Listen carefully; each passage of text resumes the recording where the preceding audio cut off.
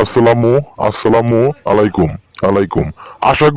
আশা করি সকল প্রাণপ্রিয় ভিউসরা আশা করি সকলেই ভালো আছেন, সুস্থ আছেন। এই সুন্দর মায়াবী পৃথিবীর বুকের ভিতর থেকে মুসলমান ভাইদেরকে সালাম, হিন্দু দিদি ও দাদাদেরকে নমস্কার। আজকে আপনাদের সামনে এমন একটি পাওয়ারফুল নকশা নিয়ে হাজির হয়েছি। এখন পর্যন্ত ইউটিউবের ভিতরে কোনো তান্ত্রিক জন্ম হয় নাই যে এইভাবে এই নকশা, এই গ্যারেন্টি দিয়ে আপনাদের নকশা দিতে পারবে। আপনাদের কাছ থেকে অনেক প্রতারিত হয়েছেন, অনেকভাবে অনেক কৌশলে আপনাদের এখান থেকে টাকা নিছে, টাকা নিয়ে রাস্তার ফকির, রাস্তার ভিক্ষুক বানাই দিছে। আপনাদের কোনো কাজ করে দেয় নাই, কোনো কাজের ফলাফল আপনারা পান নাই। বেশি চিন্তা না করে আমার এই চ্যানেলটিতে বেশি বেশি করে সাবস্ক্রাইব, কমেন্ট, শেয়ার করেন আর নতুন নতুন ভিডিও পাওয়ার জন্য। আর হ্যাঁ, আপনাদের কিভাবে কাজ করে দিতে হয় আমি নিয়ম বলে দিব। আপনারা ঘরে বসে থেকে কাজ করবেন, 100% আপনাদের কাজ হবে। কোনো তান্ত্রিকের কোনো প্রয়োজন হইতে পারে না, কোনো তান্ত্রিকের আপনাদের যাইতে হবে না। আপনি নিজেই তান্ত্রিক, আপনি নিজেই ঘরে বসে কাজ করতে পারবেন।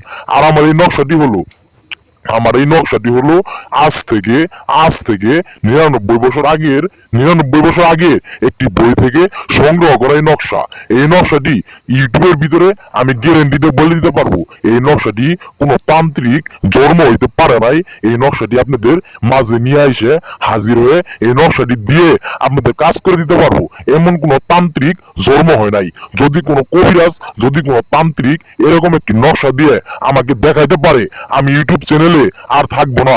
ইউটিউব চ্যানেল থেকে একবার বের হয়ে যাব। আমি আর কোনো কবিরাজিগিরি করব না, সারা জীবন তার গোলামি করে যাব।